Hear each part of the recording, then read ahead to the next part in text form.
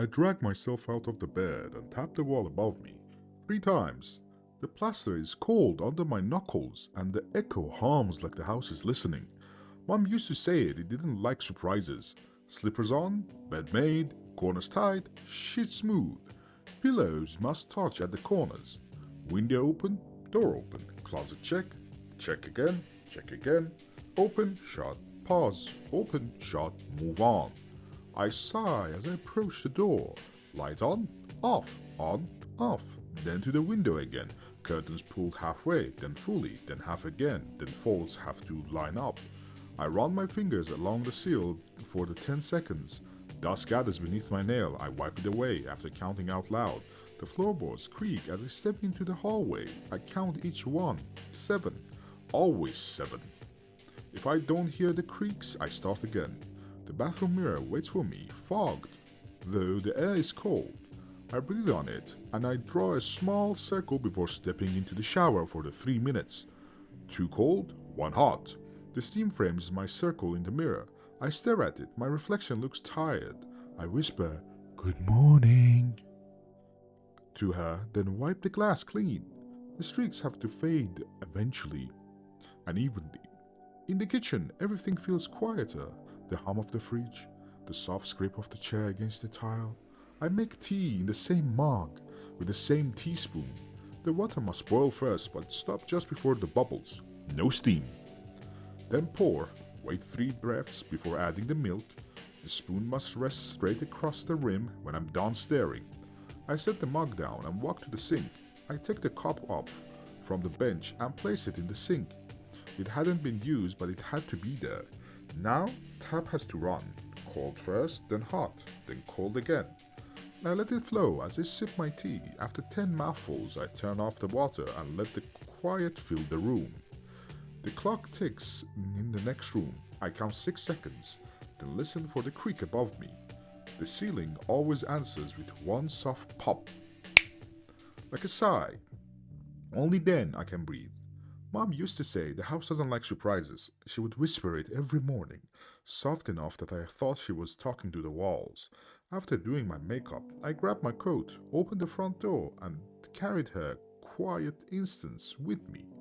My phone vibrates. I smile at the moment because I know exactly who it is. Meet you at your usual place, babe? Abso-fucking-lutely. The street feels alive in a way the house never does. Cars hum in the distance, a dog barks somewhere behind me, and the sound of my shoes on the pavement feels light. I catch a rhythm in the tapping. I almost want to match it, then shake my head. It passes. By the time I reach the cafe, the morning finally feels ordinary. My head isn't counting. The folds, the water, the creaks, they all stay behind the door. I let myself smile at the reflection in the glass, letting the thoughts of Luke perk me up. He's already there, near the window, that lopsided grin he can't hide. "Hey," he says, standing to kiss my cheek. "You look amazing today." "Do I?" I smile back. "You seem tired." Late night. He stifles a yawn. "Work stuff." We sit the usual spot. His black coffee arrives while I get my latte. The barista knows our order now and makes it without our input. She winks at both of us playfully as Luke hands her a cash. "How's the house?" Luke asks once we are settled. "Gotten any better since Mom?" I stir my drink slowly. The same still. I sigh. "Huh." A pause. A small private memory surfaces. Mom standing by the kettle, turning it off before it fully boils. I shake it away. He reaches over, and hand covering mine. "Okay, I won't talk about her. What about you? Are you okay? Are you doing fine?" "Yeah," I say, letting the feelings pass through me. Fleeting. It's, calm. Definitely quieter now, without her. An employee taps from the counter, making me catch my breath for a second. 1, 2, 3. I let it go. Luke's hand is still there. I just follow my routines. Feels like she's still there sometimes. I say quietly. "Wait, as in like morning routine?" He furrows. Curiosity mixed with concern. Yeah, I press the rim of the mug, letting the warmth steady me. She made me do it. I have always done it. I think it's like an OCD. Luke blinks, surprised. You think? I nod, shrugging. Obsessive compulsive disorder, that's what it feels like to me. Counting, aligning, checking, it's all too familiar. He leans back, silent for a moment, letting my words sink in. So it's not just like I'm making your bed and having your toast. I shake my head.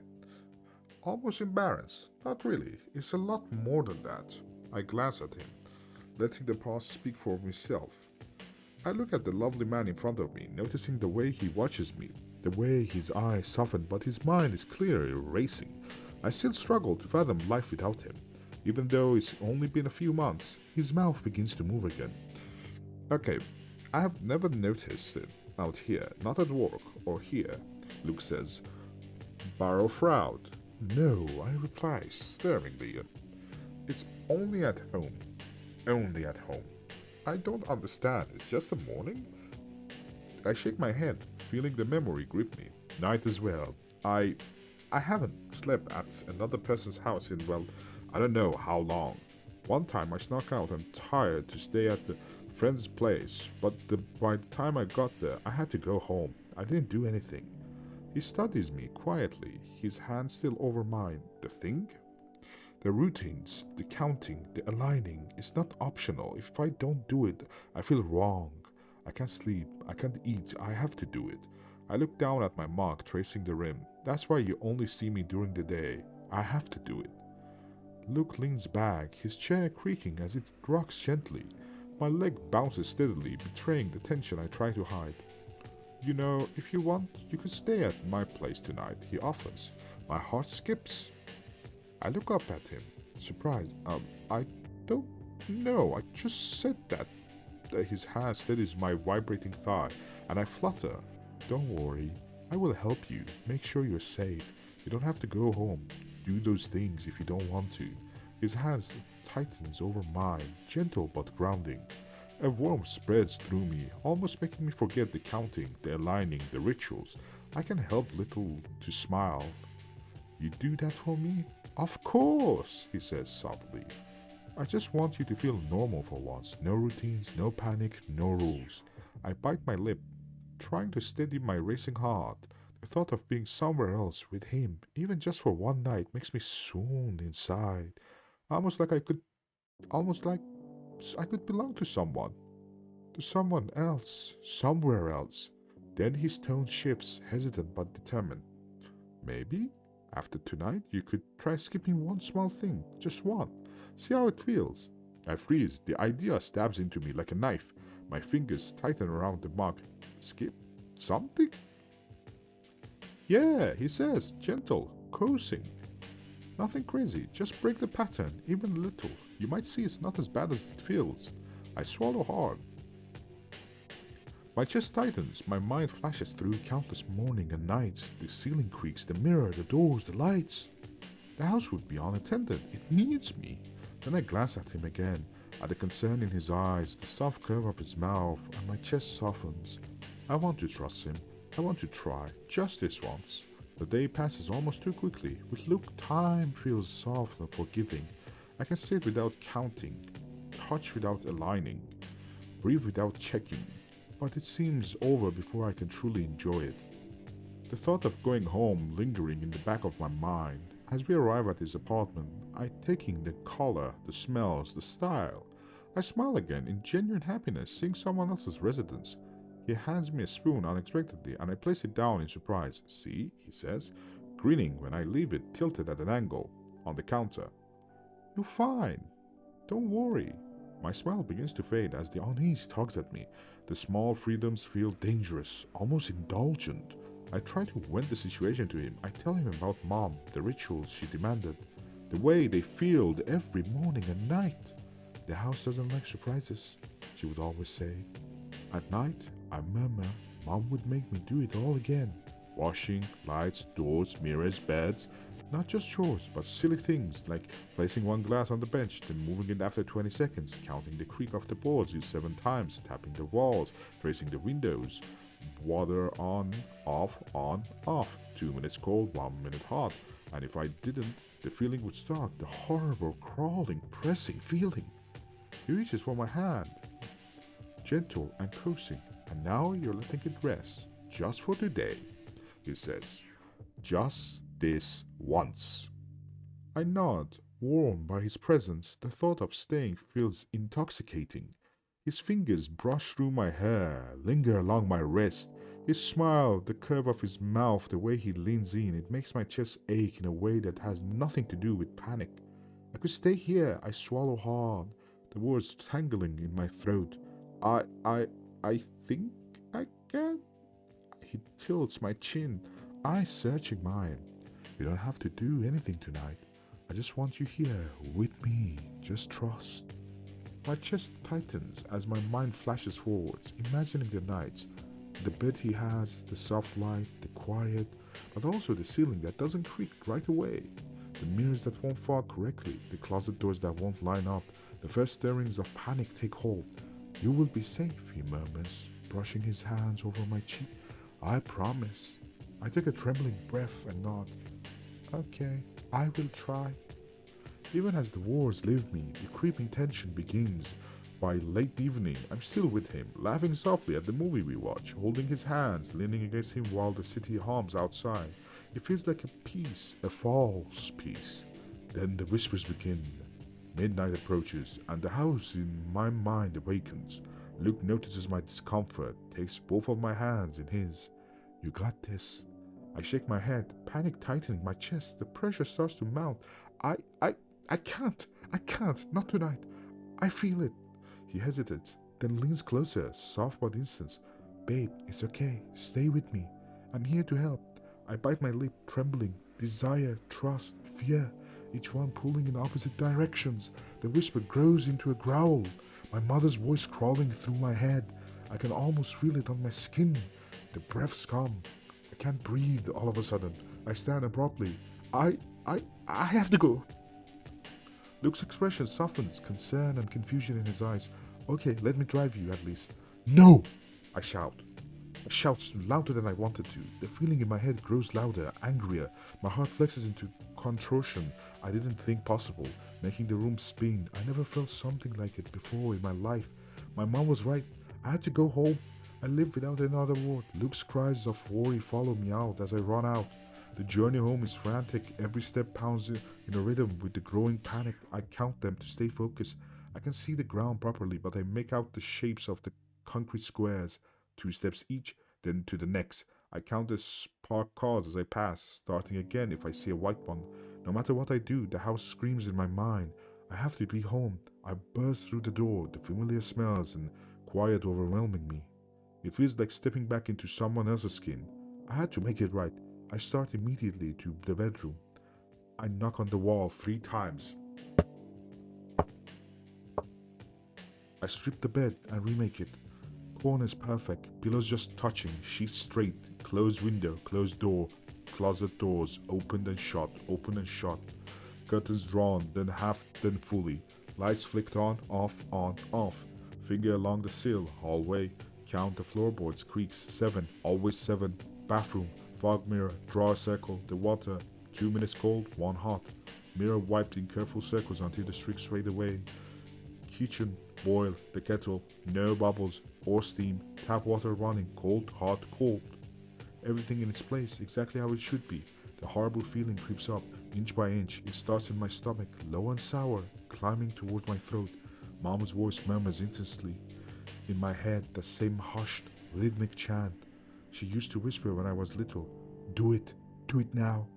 In the bedroom, as I prepare for bed, I glance at the clock. It's almost midnight. The feeling should be fading by now, but it isn't. It's getting worse. What did I forget? Did I forget something? The bed, the window, the wall, the closet, the mirror, the kitchen, the cup. The cup!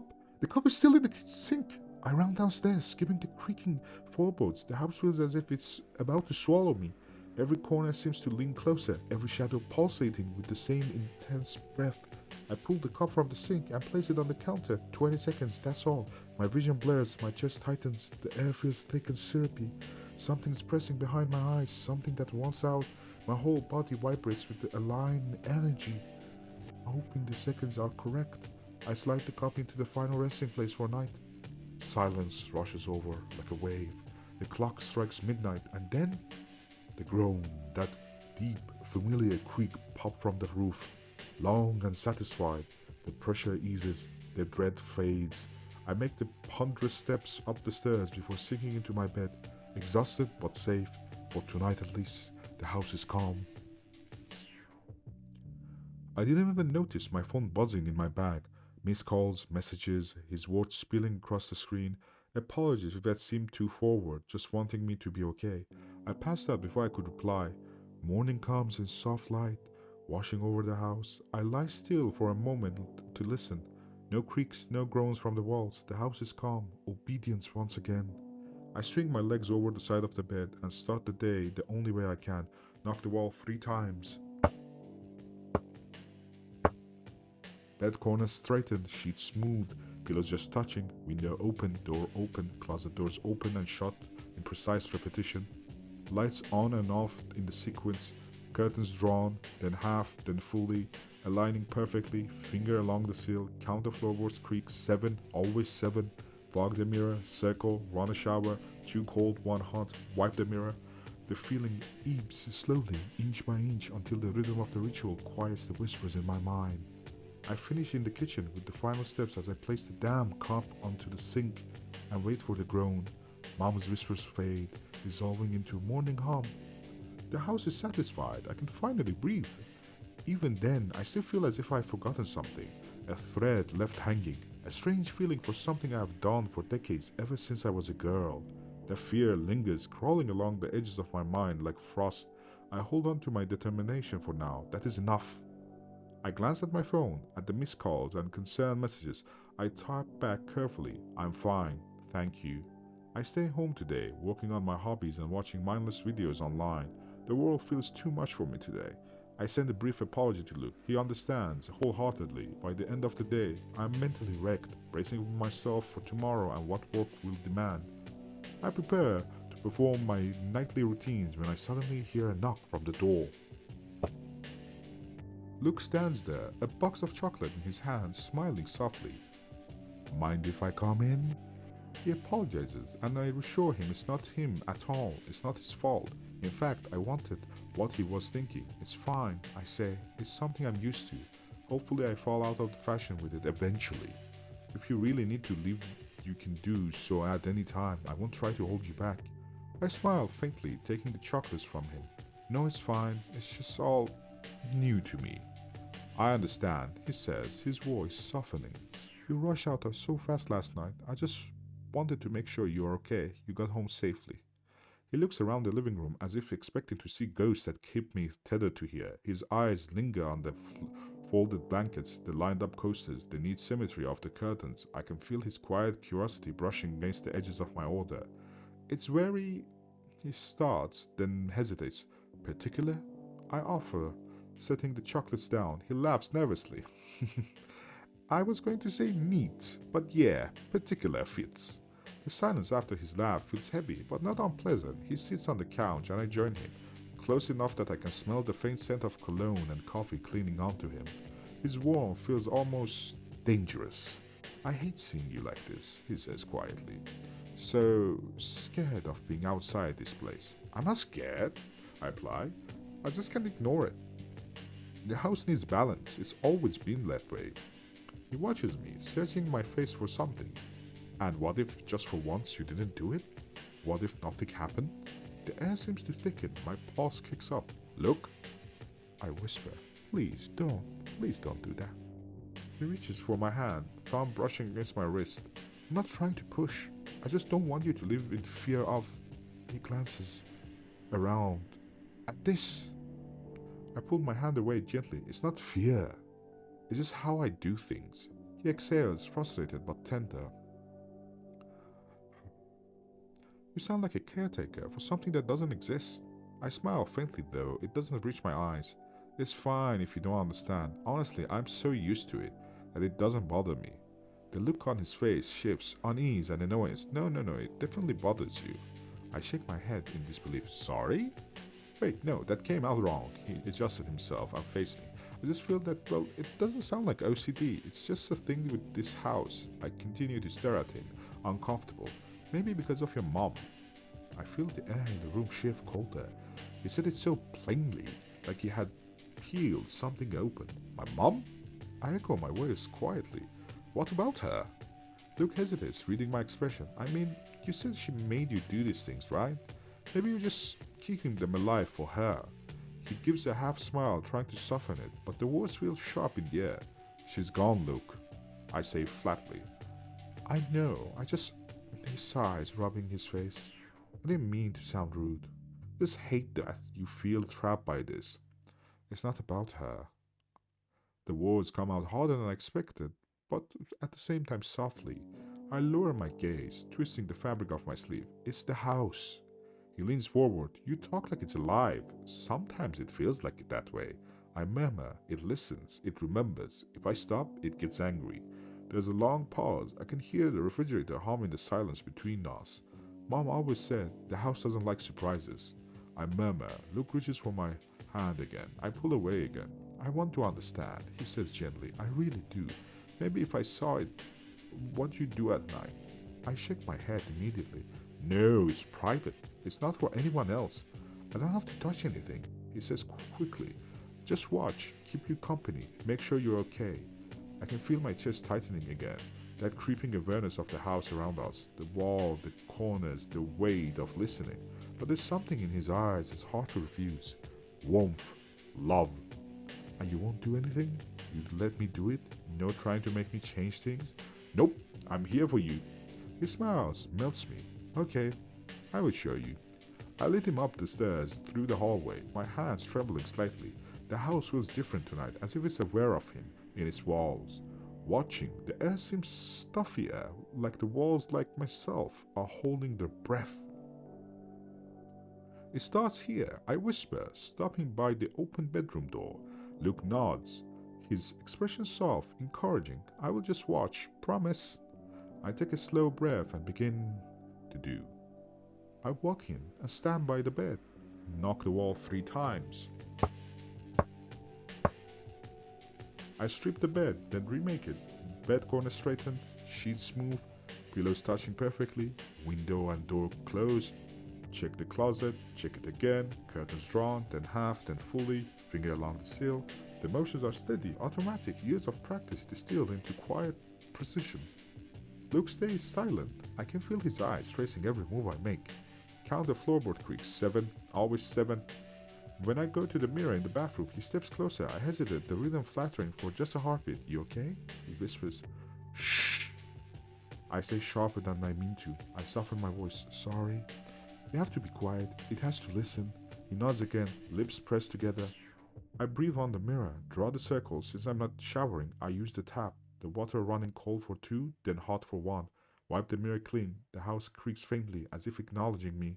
By the time I reach kitchen, I can feel tension leaving my body, replaced by that strange, hollow calm. Luke follows, arms folded, uncertain. You do this every night? Yes. Kettle on, but stop before the boil. The tap runs, cold, hot, cold. I take the cup from the sink, place it on the bench, silence fills the room. Now I wait 20 seconds, then slide the cup into its final position, and voila! He nods. I don't know what I see in his face. I try to laugh it off, heat rising to mine. God, this is so embarrassing. You probably think I'm a freak or something. No, of course not. He steps behind me, wrapping his arms around tight. His warmth presses against me. I sigh just a little. You have your quirks, that's fine, he murmurs. Thank you, I whisper. I reach for the cup, but his voice cuts in gentle, curious. What if you didn't do that? I pause, frowning. It's not done yet. It has to go there. I point to the exact spot. I need to hear the creak of approval. The creak? Yeah, the roof creaks after I place the cup there. I go to move it, but his hands hold me still. Listen, he just says. Just listen. He points upward. A long, growing sound ripples through the ceiling. The familiar voice of the house. My stomach drops. No, that's wrong. It hasn't been placed yet. Babe, he says softly, smiling. It's what old houses do. He crosses to the sink and turns on the tap, lets it run, then shut it off. Watching him break the rhythm feels like watching an altar being defiled. My chest tightens. Wait for it, he says, checking his watch. At the 20-second mark, the house groans again. Another low creak from above. He smiles in triumph. See? I notice your rituals involves the water and taps. Those sounds? They're just pipes filling and draining, that's all. I want to believe him, I really do. For the first time in years, someone is in here, in this house, and the walls haven't swallowed me whole. His warmth fills the space that's always felt so cold. Maybe I could believe him. You're right, I nod. It's just cold pipes. Luke exhales, reveals, smiling that gentle smile of his. He kisses my forehead. Exactly. You deserve peace. Peace. The word feels strange. We go upstairs together. The house groans faintly as we climb. It is shifting, his sleep. I tell myself it's just the woods settling, that it doesn't mean anything. I don't count the steps. I keep my eyes on Luke, on the way he turns back every few seconds to make sure I'm still there. In the bedroom, I hesitate at the door. The familiar pull of habit tugs at my chest. I need to fix the corners of the bed, to draw the curtains in perfect halves. Even though I've done it, it lingers still. Luke still finds my hand, and then impulse flatters. Hey, he murmurs, just breathe. I breathe deeply. I do for once. We sit on the bed, close enough that I can feel the heat of his body next to mine. The quiet stretches between us, gentle and human. When he reaches up to tuck a strand of hair behind my ear, my breath catches. His hand lingers on my cheek, tentative, as though afraid to break something fragile. It's okay, I whisper, unsure if I'm saying it to him or myself. When he kisses me, it's slow, hesitant at first, like testing an old clock that hasn't been turned in years. The warmer, his hand strays bound to my back, grounding me, reminding me I'm still flesh and blood, not a servant of walls and shadows. The house creaks once, but I ignore it. I close my eyes and let myself exist in this fragile, borrowed peace. We move together like it's something sacred, his body against my neck, my hands clutching at him as if he's the only thing anchoring me to this world. It's quiet, tender, reverent, a soft rebellion against everything that's kept me chained here. When it's over, he holds me close. The warmth between us hums like a heartbeat. I rest my head on his chest, listening. I try to stay in that moment, to believe that this warmth, this closeness can drown out everything else, that maybe I can finally belong to someone instead of it. But underneath the sheets, my pulse runs slow. The walls feel too close. The air hums faintly, not quiet sound, more like a vibration running through the bones of the house. I bury my face in Luke's shoulder, forcing myself to ignore it, to ignore the itch in my palms that wants to knock 3 times, to ignore the whispers that starts behind the walls, low and muffled, a voice I've spent years obeying. I hold him tighter, pretend I don't feel it. The night stretches on, heavy and warm, and when the pull of sleep finally begins to drag me under, the feeling doesn't fade. It builds up, crawling beneath my skin, pulling in my chest, a pressure I cannot release. Then, from somewhere deep within the house, a clock chimes at midnight. The pressure grows beneath my skin, curling through my chest and up into my head. I try to focus on Luke's warmth, the heartbeat beneath my ear. I tell myself it's nothing, that I'm fine. I repeat it like a mantra. Then, I woke up. The room is quiet. The sun bursts through the open curtains. My body feels tight, alien, bruised, and exhausted, like I have been fighting in my sleep. My arms ache, my fingers throb, the faint smell of copper tingles my nose. I look down, my arms are bruised, 3 nails torn clean off. Blood covering my thumbs drips onto the sheets. Panic floods me as a crimson stain blooms beneath me. I crawl forward, stomach churning, the metallic scent thickening with every inch. I reach the edge of the bed and see him on the floor. Look, my poor Luke. His body lies in impossible angles. His arms are shattered, bent in ways they shouldn't. His neck is twisted, grotesque, like it had been gripped by someone. Unrelenting force. His face is a mask of horror. Eyes gouged out clean, sockets glistening with dark red pulp. The blood is still warm, congealing. Tiny rituals to trail from the bed, soaking into the floorboards. The coppery scent is thick enough to taste. I crawl backwards in bed, gagging. My stomach lurches violently. My hands shake uncontrollably as I touch my own arms, feeling the sharp pain. The proof of my own hands, my own body. My mind spins. How could I? How could I do this? I don't remember. My chest tightens again. I scream, "Why?" My voice cracks, echoes off the wall. Why? The tears come fast, hot and bitter, streaming down my cheeks. My fingers clutch at the sheets, the mattress. The sobs shake me to the bone. My voice echoes through the house, and the house answers. I freeze, heart hammering. I listen. I glance behind me. Where I always start, I wait for another impact, even though I already know it won't come. I stumble from the bed to his ruined body, my hands shaking as I try to gather myself. His blood sickles to my skin, the warmth of it grounding me in the horror of what I have done. What has been done. The smell is unbearable, metallic and sweet, clinging to the air to me. I take the sheets from the bed and drape them over him, my hands trembling so violently. I barely manage it. My knees buckle and I slump to the floor, staring at the ceiling, the walls, the shadows. My chest heaves. My mind screams. The house doesn't like surprises. I slowly pull myself from the floor and reach the back of the wall, still wrecked with the sobs, my tears mixing with the blood on my face. I knock 3 times.